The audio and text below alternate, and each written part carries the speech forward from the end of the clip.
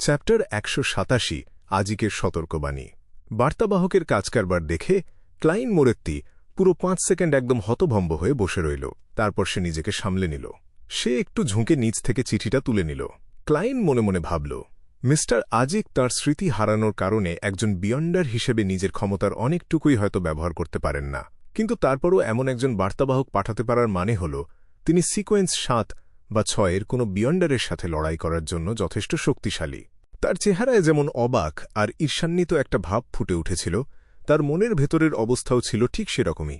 সে সাথে সাথে চিঠিটা খুলে পড়ল না। তার বদলে সে চিঠিটা নিজের পকেটে রেখে দিল। তার পকেটে আগে থেকেই স্লাম্বার চার্মগুলো রাখা ছিল। ঘোড়ার গাড়িটা সামনের দিকে এগিয়ে চলতে লাগল। ড্যাফোডিল স্ট্রিটে পৌঁছে ক্লাইন যখন গাড়ি থেকে নামল, সে নিজের অজান্তেই চালক সিজার ফ্রান্সিসের দিকে একবার তাকাল। সে দেখল সিজারের মুখে একদম নিশ্চিন্ত একটা হাসি লেগে আছে। দেখে মনে হচ্ছিল ভেতরে যে এত অদ্ভুত একটা ঘটনা ঘটে গেল তার বিন্দুবিসর্গ সে টের পায়নি। ক্লাইন মাথা নেড়ে সম্মতি জানাল। তারপর নিজের স্পিরিট ভিশন ব্যবহার করে সিজারকে একবার ভালোভাবে পর্যবেক্ষণ করে সে বাড়ির দিকে পা বাড়াল। বাড়ির সামনে এসে সে দোতলার বারান্দা আর পানির পাইপগুলোর দিকে তাকাল। কয়েক সেকেন্ড সে চুপচাপ দাঁড়িয়ে কিছু একটা ভাবল। তারপর সে ঠিক করল একজন ভদ্রলোকের মতো আচরণ করাই তার জন্য ভালো হবে। তাই পাইপ বেয়ে নিজের ঘরে ঢোকার চেষ্টা সে আর করল না। আর তার জামাকাপড়ে যে দাগ লেগে আছে সেগুলোর ব্যবস্থা সে কাল করবে। কাল সে এই কাপড়গুলো ব্ল্যাকথর্ন সিকিউরিটি কোম্পানিতে নিয়ে যাবে এবং পুলিশ ডিপার্টমেন্টের মাধ্যমে কোনো পেশাদার ধোপাকে দিয়ে ধুইয়ে আনবে। তাহলে তার এই অদ্ভুত দাগওয়ালা কাপড় দেখে কাজের মেয়েবেলা আর তার বোন মেলিসা মোরেত্তি অযথাই ভয় পাবে না বা চমকে যাবে না। দোতলার জানালা দিয়ে লাফ দেওয়ার আগেই ক্লাইন সদর দরজার ভেতরের দিকের লকটা খুলে রেখে এসেছিল। এখন এত রাত হওয়ার সুযোগ নিয়ে সে খুব নিঃশব্দে বাড়ির দরজাটা খুলল। তারপর খুব সাবধানে আর নিপুণভাবে সে বাড়ির ভেতর ঢুকে পড়ল। সদর দরজাটা আবার বন্ধ করে ভালোভাবে তালা দেওয়ার পর সে স্বস্তির একটা নিঃশ্বাস ফেলল। তারপর একদম পা টিপে টিপে কোনো শব্দ না করে সে দোতলায় উঠে গেল। নিজের তালাবদ্ধ শোবার ঘরের সামনে এসে সে থামল। তারপর খুব শান্তভাবে সে একটা ট্যাট কার্ড বের করল। কার্ডটা দরজার ফাঁক দিয়ে ভেতরে ঢুকিয়ে সে হালকা একটা টান দিল। সাথে সাথে তার নিজের নকশা করা বিশেষ তালাটা খুব সহজেই খুলে গেল। এরপর সে ঘরের ভেতর ঢুকল এবং দরজাটা আটকে দিল। নিজের গায়ের জামাকাপড়গুলো খোলার পরই সে যেন পুরোপুরি নিশ্চিন্ত হল। পুরো ব্যাপারটা তো একদম চোরদের মতো লাগছে। কথাটা ভেবে ক্লাইন মাথা নেড়ে একটু হাসল। সে খুব ধীরস্থিরভাবে নিজের রিভলভারটা বের করে বালিশের নিচে রেখে দিল। এই সব কাজ শেষ হওয়ার পর সে ঘরের গ্যাস বাতিটা জ্বালাল। তারপর নিজের পড়ার টেবিলের সামনে গিয়ে বসল। পকেট থেকে চিঠিটা বের করে সে খুব মনোযোগ দিয়ে পড়তে শুরু করল। চিঠিতে লেখা ছিল, দেরিতে উত্তর দেওয়ার জন্য আমি দুঃখিত। আমি আমার অতীতের কিছু সূত্র খোঁজার কাজে খুব ব্যস্ত ছিলাম। তাছাড়া আমি আমার পুরনো কিছু শিক্ষক আর ছাত্রছাত্রীদের সাথেও দেখা করছিলাম। আর এই দেখা করার কাজগুলো অনেক রাত পর্যন্ত গড়িয়েছিল। তোমার চিঠিটা পড়ার পর আমি অবশেষে বুঝতে পেরেছি গত 2 দিন ধরে আমার সাথে ঠিক কী ঘটছিল। আমি যে হোটেলে আছি, পুলিশ সেখানকার প্রতিটি ঘরে তল্লাশি চালিয়েছে। রাতে একজন মানুষ গোপনে এই হোটেলে উঁকিঝুঁকিও মারছিল। হ্যাঁ, আমি একজন বিয়ন্ডার ক্ষমতাসম্পন্ন মানুষের কথাই বলছি। তাহলে ভাইস অ্যাডমিরাল হারিকেন চিলাঙ্গোস, যার কথা প্রায়ই নানা উপন্যাস আর খবরের কাগজে শোনা যায়, সে ব্যাকল্যান্ডে ঢুকে পড়েছে। আর শুধু ঢুকেই পড়েনি, সে রীতিমতো একটা হত্যার উৎসবে মেতে উঠেছে। আমার যতদূর মনে পড়ে, সে শুধু লোয়েন কিংডমেরই ফেরারি আসামি নয়, ফেইসাগ এম্পায়ার, ইন্টিস রিপাবলিক এবং ফেইনাপ্টার কিংডমের পুরস্কার ঘোষিত আসামিদের তালিকাতেও তার নাম আছে। তাহলে তার মাথার দাম ঠিক কত? ক্লাইন নিজের অজান্তেই মনে মনে প্রশ্নটা করে বসল। সে অবশ্য চিঠিতে এর কোনো উত্তর পেল না, কারণ আজিক এরপর অন্য প্রসঙ্গে চলে গিয়েছিলেন। তুমি একজন শেফার্ডের ক্ষমতার যে বর্ণনা দিয়েছ সেটা আমার কাছে বেশ পরিচিত মনে হচ্ছে যেন এই ক্ষমতা আমি আগে কোথাও দেখেছি, কিন্তু ঠিক কোথায় দেখেছি সেটা আমি মনে করতে পারছি না। এটা নিশ্চয়ই আমার আগের কোনো এক জীবনের কোনো একটা ঘটনা। আর ব্যাপারটা মনে করতে না পারার কারণে আমি খুব হতাশ বোধ করছি। ক্লাইন ভাবল, ওহো, মিস্টার আজিক তাহলে শেফার্ডের ব্যাপারে কিছুটা আগ্রহী হয়ে উঠেছেন। আমি এই সুযোগটা কাজে লাগিয়ে তাকে দিয়ে আমার একটু উপকার করিয়ে নিতে পারি। হ্যাঁ, ব্যাপারটা সত্যিই একটা চমৎকার কাকতালীয় ঘটনা। না, এটা কোনো কাকতালীয় ঘটনা নয়, এটা তো হওয়াই উচিত ছিল। এটা খুব সহজেই অনুমান করা যায় যে মিস্টার আজিক 1000 বছরেরও বেশি সময় ধরে বেঁচে আছেন। আর খুব সম্ভবত তিনি একজন হাই সিকোয়েন্স বিয়ন্ডার। তাহলে তিনি নিশ্চয়ই তাঁর আগের জীবনগুলোতে অনেক রকম বিয়ন্ডারের ক্ষমতার মুখোমুখি হয়েছেন। আর যেসব ক্ষমতা একটু বেশি অদ্ভুত আর অনন্য, সেগুলোর প্রতি তার মনে গভীর ছাপ থেকে যাওয়ারই কথা। অন্য কথায় বলতে গেলে শুধু শেফার্ডই নয়, আনশ্যাডোউড, ডেমন হান্টার বা গার্ডিয়ানের মতো কাজগুলো তার মনে এই পরিচিতির অনুভূতি জাগিয়ে তুলবে। এমন সম্ভাবনা খুব বেশি যে মিস্টার আজিক যে কোনো বিশেষ সিকোয়েন্সের ক্ষমতার সাথে মিল থাকা কোনো জাদুকরী বস্তুকেও পরিচিত বলে মনে করবেন। আর সেই বস্তুগুলোর প্রতিও তার আগ্রহ তৈরি হবে। এটা এমন একটা ব্যাপার যা সহজেই কল্পনা করা যায়। প্রথমে ক্লায়েন্ট কিছুটা সন্দেহ প্রকাশ করলেও কিছুক্ষণ পরই ব্যাপারটা তার কাছে একদম পরিষ্কার হয়ে গেল, আর এর ফলে সে আগের চেয়ে অনেক বেশি নিশ্চিত বোধ করতে লাগল। সে আবার চিঠিটার দিকে চোখ ফেরাল আর বাকি অংশটুকু পড়তে শুরু করল। চিঠিতে লেখা ছিল, তুমি যে উৎসর্গ অনুষ্ঠানের নিয়মকানুন সম্পর্কে জানতে চেয়েছিলে তার কিছু অংশ আমি অনেক আগেই মনে করতে পেরেছি। হয়তো এর কারণ হল এই অনুষ্ঠানগুলোর প্রতি আমার মনে একটা গভীর ছাপ রয়ে গেছে। হতে পারে আমার কাছাকাছি সময়ের কোনো একটা জীবনে আমি একজন ধর্মযাজক ছিলাম। আমি তোমাকে একটা কথা মনে করিয়ে দিয়ে সতর্ক করে দিতে চাই। এই ধরনের উৎসর্গ অনুষ্ঠান করার সময় তোমাকে খুব সাবধান থাকতে হবে। তুমি কোনোভাবেই দুষ্ট দেবতা বা লুকিয়ে থাকা কোনো রহস্যময় সত্তার হাতে নিজের নিরাপত্তার ভার তুলে দিতে পারো না। আমাদের মতো তাদের কোনো বিবেক বা ন্যায় অন্যায় বোধ নেই। তাছাড়া তোমার নিজের ভেতরেও কোনটা ঠিক আর কোনটা ভুল সেটা বোঝার জোরালো ক্ষমতা থাকতে হবে, কারণ অনেক সময় দুষ্ট দেবতা আর শয়তানেরা নিজেদের জন্য এমন সব পরিচয় তৈরি করে যা দেখে মনে হয় তারা একদম নিরীহ। আমার মতে যে সত্তার উপস্থিতি সম্পর্কে তুমি পুরোপুরি নিশ্চিত নাও তার উদ্দেশ্যে তোমার কোনো কিছু উৎসর্গ করা ঠিক হবে না, কারণ তা না হলে শেষ পর্যন্ত দেখা যাবে যে তোমার নিজের আত্মাই হয়তো সেই উৎসর্গের সামগ্রী হয়ে গেছে। ক্লাইন ভাবল, সহজ কথায় বলতে গেলে দুষ্ট দেবতা আর শয়তানেরা অন্য কোনো রূপ ধারণ করে। তারা এমন কারো ছদ্মবেশ নেয় যাকে দেখে বিশ্বাসযোগ্য মনে হয়।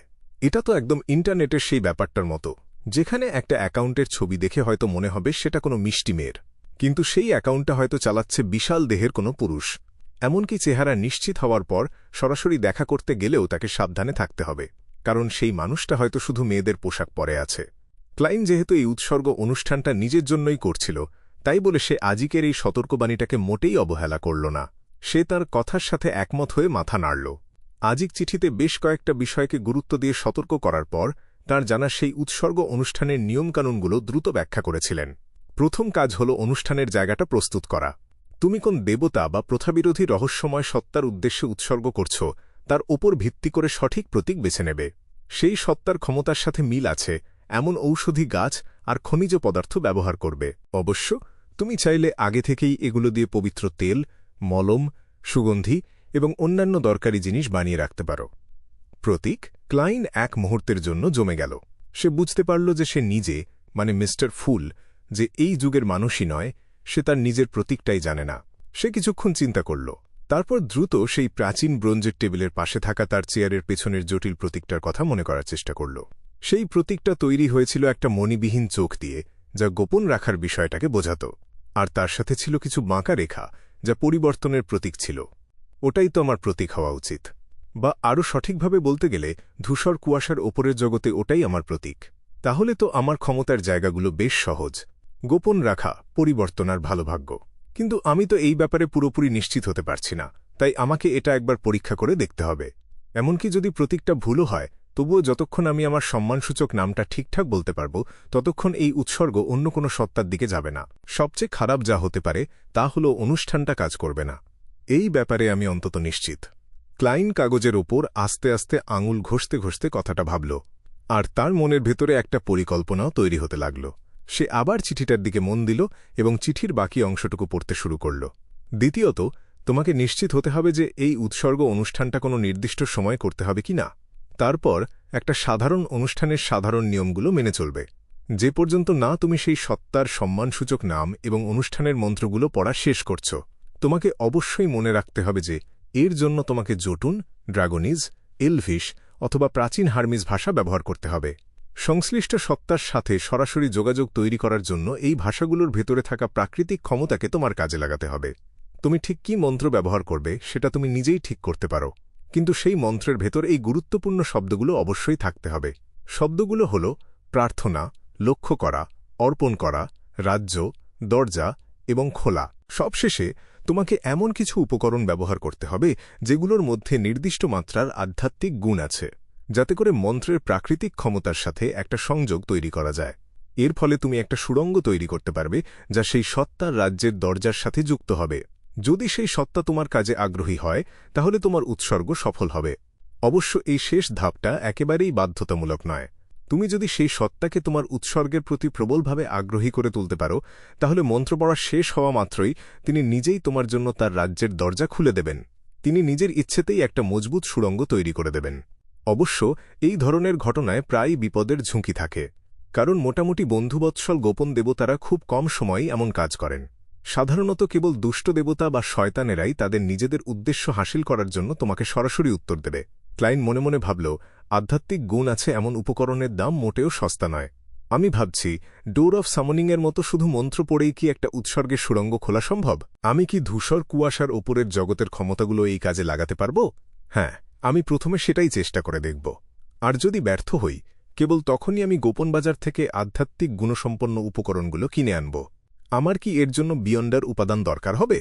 উপকরণগুলোতে নির্দিষ্ট মাত্রার আধ্যাত্মিক গুণ থাকলেই তো কাজ চলার কথা, তাই না? ক্লাইন তার বেনামি অ্যাকাউন্টে পড়ে থাকা ৩০০ পাউন্ডের কথা ভাবল। সে তার নিজের জমানো ১০ পাউন্ডের বেশি সঞ্চয়ের কথাও চিন্তা করল। বিয়ন্ডার উপকরণ আর আধ্যাত্মিক গুণসম্পন্ন উপকরণ পুরোপুরি একই রকম জিনিস ছিল না। যেমন ধরো, হুড ইউজেন যে হৃৎপিণ্ডটা ফেলে গিয়েছিল, সেটা ছিল একটা বিয়ন্ডার উপাদান। অন্যদিকে কালো আঁশগুলো ছিল এমন এক ধরনের উপকরণ যার মধ্যে কিছু নির্দিষ্ট মাত্রার আধ্যাত্মিক গুণ ছিল। মিস্টার আজিকের চিঠি পড়া শেষ করে ক্লাইন তার ২ আঙুল একসাথে ঘষে আধ্যাত্মিকতার একটা ছোট আগুন জ্বালাল। সে চিঠিটা পুড়িয়ে ছাই করে ফেলল এবং সেই ছাই ময়লার ঝুড়িতে ফেলে দিল।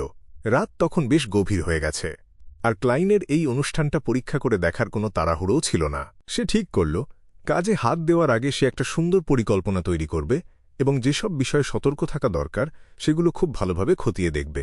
অনেক আগে থেকেই নিজের দুর্বলতাগুলো সম্পর্কে তার একটা অস্পষ্ট ধারণা ছিল। সে যেসব কাজের পরিকল্পনা করে এগোত সেগুলোতে সে বেশ সাবধানী আর যুক্তিবাদী থাকত। কিন্তু যখনই কোনো ঘটনা তার মূল পরিকল্পনার বাইরে চলে যেত, তখন তাকে খুব দ্রুত কোনো সিদ্ধান্ত নিতে হতো। আর সেই সময় সে খুব সহজেই শুধু ভালো দিকগুলো নিয়ে ভাবত এবং খারাপ দিকগুলোকে একদম পাত্তা দিত না। এই ব্যাপারটা আরও সহজভাবে বলতে গেলে দাঁড়ায়, তার একটা তাড়াহুড়ো করে নেওয়া সিদ্ধান্ত খুব সহজেই তাকে মৃত্যুর মুখে ঠেলে দিতে পারে। ক্লাইন হাতের তালু দিয়ে নিজের মুখ ঢেকে ফেলল। পরদিন ডান স্মিথ, যিনি ম্যান্ডেটেড পানিশার্স আর মেশিনারি হাইভ মাইন্ডের সাথে যোগাযোগ করেছিলেন, তিনি সবাইকে তাদের কাজের দায়িত্ব বুঝিয়ে দিতে শুরু করলেন। ক্লাইনও তার নিজের কাজের দায়িত্ব পেয়ে গেল। তাকে এমন বেশ কয়েকজন মানুষের ওপর তদন্ত করার দায়িত্ব দেওয়া হল যাদের সাথে লেনেভুসের কোনো যোগাযোগ ছিল। কিন্তু তার নিজের দেওয়া পরামর্শ এবং নাইট হক্সদের নিয়মের কারণে আগে সে যাদের সাথে দেখা করেছিল তাদের ব্যাপারে তাকে আর কোনো দায়িত্ব নিতে হল না। অবশ্য ক্লাইন বিকেলের দিকে তার লড়াই করার প্রশিক্ষণ আগের মতোই চালিয়ে যেতে লাগল, আর ডান স্মিথও তাকে প্রধান তদন্তকারী হিসেবে কোনো দায়িত্ব দিলেন না।